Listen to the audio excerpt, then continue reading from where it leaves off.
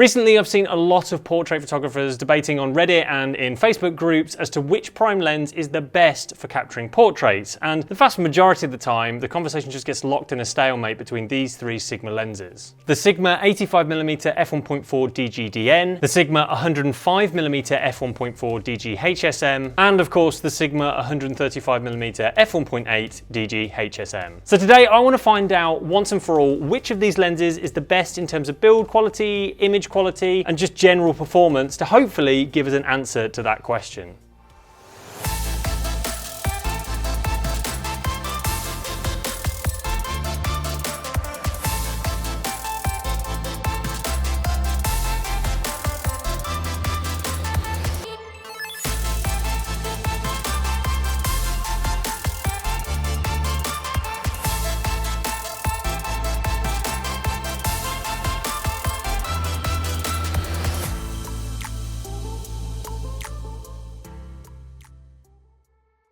Looking at these lenses side by side, the 85mm is by far the smallest and lightest option, and as a result it feels very well balanced on the front of my Sony A7 Mark III, whilst the other two lenses are noticeably front heavy. In particular, the 105mm lens is a total beast, and I've actually been doing some research online about the origins of this lens, and very interestingly, Sigma specifically designed this lens for gentlemen who are looking to overcompensate for their micro penis. Fascinating.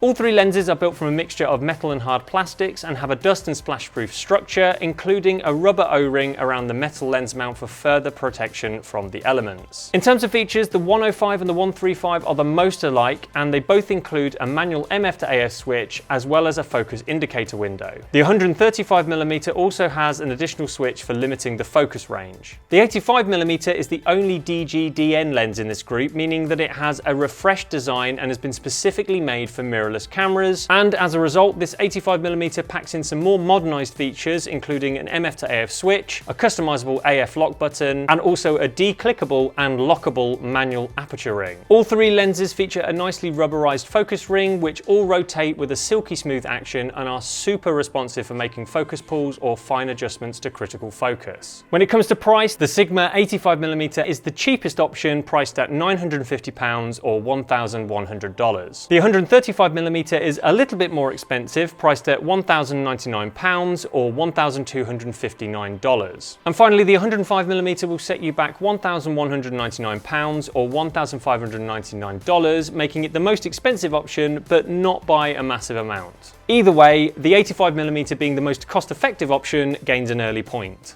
Now, build quality has to be a tie between all of these lenses because, in my opinion, they're all built to an equally high standard. However, in terms of handling, I'm going to award the point to the 85mm because it's both smaller and lighter and also has a modernised array of features, making it the nicest one to use. All of these lenses are compatible with Sony's IAF and face detection features, making it super simple to lock on focus to your subject. And when shooting wide open with these lenses in good lighting condition, they are all able to lock on quickly with absolutely no signs of hunting. In low light conditions, the 85mm was the quickest to lock onto focus, with the 105mm in a very close second place, only being marginally slower to achieve sharp focus. Whilst the 135mm was the worst performer of the bunch and was noticeably slow to lock on. When we asked our glamorous model George to walk towards the camera while snapping off continuous bursts of photos, none of these lenses did outstandingly, to be honest. For each lens we snapped off 18 shots, and of those 18 photos, only 8 on average were in focus, with 10 being soft and unusable. But in fairness, for fast telephoto lenses like this is a very, very tricky test, especially when shooting at wide apertures like f1.4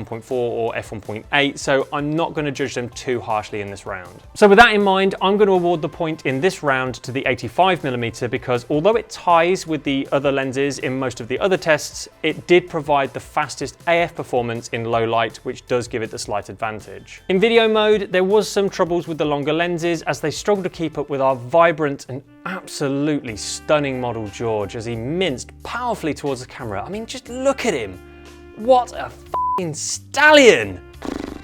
Anyway, where was I? Yeah, so the 105 and the 135 struggled to keep up with George, unfortunately, as he walked towards the camera, whilst the 85mm was the only one that managed to keep up. When we repeated the test at a faster pace, it was kind of the same story. The 105 and the 135 would occasionally lose focus, whilst the 85mm would manage to keep up for the entire walk. When it comes to AF noise, they're all pretty quiet. The hypersonic motors in the 105 and the 135 were picked up slightly by the built-in microphone on my camera, but it wasn't anything too dramatic.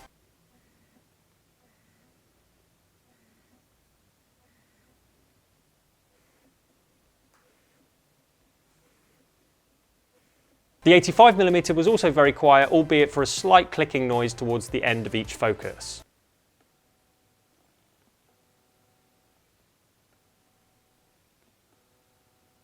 Unfortunately, evidence of focus breathing can be found on all three of these lenses, though I would have to say that the 135mm is the worst offender in the group. Also, apologies for the amount of dirt on these shots. It seems that somebody has inadvertently poured a bag of sand directly into my sensor for some reason. Disgusting! So at the end of this round, the 85mm has the slight edge as it has the most reliable AF performance whilst in video mode. In our Bokeh balls test, the 85mm and the 105mm provide similar results, with round orbs in the center turning misshapen towards the edges of the frame. Though I do have to note that the misshapen orbs produced by the 105 were slightly more rounded than the 85, giving it slightly nicer results in my opinion. The 135mm in comparison generated the worst results, with cat's eye shaped orbs throughout the entirety of the frame. As for bokeh quality, all three offer a nice softly focused area, though if I was forced to pick a favourite, then I would have to say that the 105mm provided the best results, even when handling messy backgrounds like in this shot. The bokeh on the 85mm was slightly more textured than the other two lenses, with the 135mm results landing somewhere in the middle of the two other lenses in terms of softness. Now, although the results were very close, I'm actually going to give the point to the 105mm in this round because it provided marginally better results than its competitors. All three lenses exhibit a similar amount of flaring, but luckily all of them come equipped with a lens hood in the box to help to prevent this. The 85mm has a substantial amount of pincushion distortion at the edges of the frame. However, I'm not going to judge this lens too harshly on this because, quite frankly, it's super easy to remove it from your video footage and also your JPEG images by simply enabling your Sony's lens compensation settings. Or if you shoot in RAW like I do, you just have to apply the lens correction profile in Lightroom or Photoshop and it's fixed in just a few clicks. At the center, the sharpness of these lenses is very good, with the 135mm being very marginally sharper with more contrast than its competitors, despite it having a touch of blue fringing. At the corners, the 85mm is by far the softest lens, with the 105mm in second place and the 135mm offering very good corner sharpness. At the minimum focusing distances, the 135mm lens is able to focus slightly closer than the other two options, and when you zoom in, it's also the sharpest of these three lenses. The only problem is that it also has fairly severe blue fringing, which is a bit of a shame. In our longitudinal chromatic aberration test, all three lenses provided colourful results. The 85mm and the 105mm show green fringing at the top with magenta at the bottom. The 135mm has a similar kind of green fringing at the top, but this turns into blue fringing under the area of sharp focus. After shooting with these lenses for a day, I was honestly really happy with the results created by all of these lenses. They all produce sharp images with loads of contrast and beautiful bokeh, making it really hard to pick an overall favourite.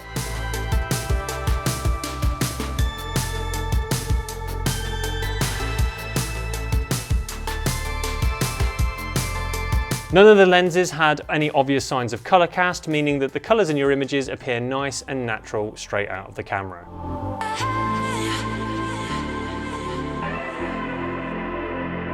Now, crowning an overall winner in this round is pretty tricky because although the 135mm is obviously the sharpest lens edge to edge, sharpness isn't everything, and the blue fringing it exhibited on the lens chart is a bit of a red flag for me, and I know from experience that this sort of thing can be a real pain in the ass to get rid of it from your portraits, especially if you're shooting against a strong backlight. So that means I think I really have to give the point to the 105mm. Now, if you're after ultimate edge-to-edge sharpness, no doubt the 135mm is the one to go for, but for me personally, the 105mm is plenty sharp enough, and it also removes that horrible blue fringing issue from the equation, making it the better compromise. So after scoring, the 85mm is the clear winner in our little test here, as it is the best all-rounder of the group. It's the cheapest, the smallest, and the lightest option of the bunch, with better autofocus performance in both photo and video mode to boot. However, that's not to say that the 105mm or the 135mm are bad lenses. The 85mm for me is the most sensible and practical choice. So anyway, that's my take on these three lenses, but after seeing all of the test results, what do you guys think? What one would you pick